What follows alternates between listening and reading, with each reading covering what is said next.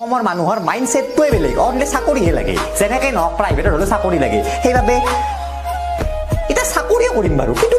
পালেহে কৰিম ছোৱালীৰ বাপেকে সুধিব তুমি কি কৰ যে মই আলুৰ বেপাৰ কৰোঁ মাহত কিমানমান পোৱা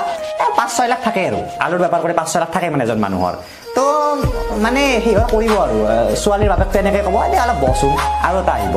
তুমি কি কৰা সি ক'ব মই কেৰাণী 4th গ্ৰেড কেৰাণী হয় মই দৰমহা কিমানমান পোৱা পাওঁ আৰু 30-40 মান থাকে 40 মান থাকে বিয়া পাতিব নালাগে এতিয়াই লৈ যোৱা কইনাটো এনেকুৱা টাইপৰ মানে বেপাৰী যে সি 5-6 লাখতো নহ'ল ইফালে কেৰাণী হৈ গ'ল প্লিজ চেঞ্জ দিছ মাইণ্ডছেট চ' ডিম্পুৰে যিখিনি কথা ক'লে মই একদমেই একমত কিয়নো অসমৰ মানুহৰ বৰ্তমান যিখিনি আপোনাৰ মাইণ্ডছেট একদম তাৰমানে চাকৰি প্ৰতি খালি তাৰমানে চাকৰি লাগে আপোনাৰ চাকৰি লাগে তাৰমানে বেলেগ কামৰ প্ৰতি তাৰমানে কোনো মানুহৰ ইচ্ছা নাই বা গুৰুত্ব নাই বেলেগ যদি আপুনি কাম কৰে কিবা বেলেগ ইণ্টেনশ্যন নিদিয়ে বা ইণ্টাৰেষ্ট নিদিয়ে চাব আপোনাৰ যদি আপুনি কোনোবাই যদি এখন আপোনাৰ গেলামাল দোকান দিয়ে বা এখন ষ্ট'ৰ দোকান দিয়ে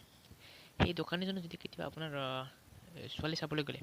ডিম্পুদাই কোৱাৰ দৰে তাৰমানে যদি সুধি পেলাই ক'ব কি আপোনাৰ এই আলু বেপাৰী হওক বা কিবাই হওক 5 লাখ মান্থলি ইনকামটো নহয় কিন্তু যদি আপোনাৰ এটা তাৰমানে আপোনাৰ চাকৰিয়াল এজন ধৰি লওক আপোনাৰ চাকৰিয়াল এজন গ'ল তাত যদি আপোনাৰ মান্থলি চেলেৰি আপোনাৰ 30-20-25 ইমান হ'ল চলি যাব কিন্তু বেপাৰী এজনৰ 5 লাখত নহয় আনকি নাইট চকীদাৰ হ'লেও হৈ যাব কিন্তু চাকৰি লাগে অনলি চাকৰি এনেকুৱা অৱস্থা বৰ্তমান অসমত হ'বলৈ দেখা পোৱা গৈছে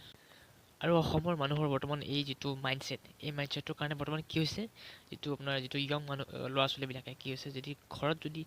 2 বা 3 বিঘা মাটিও আছে কি কৰিব সেইখিনি বিক্ৰী কৰি কি অসম চৰকাৰৰ যিটো যিকোনো বিভাগত ধৰি লওক পঞ্চায়ত বা পুলিচতে এই পইচাখিনি খোজ দি চাকৰি এটা ল'ব ইচ্ছা কৰে কিয়নো জানে খোজ দিয়াৰ পিছত বহুত ইনকাম কৰিব পাৰিব যথেষ্ট ইয়াৰ উদাহৰণ আমাৰ অসমত আছে বিজ্ঞাদত্ত যি 14 বিঘা ভূমি বাগান বনাই দিছে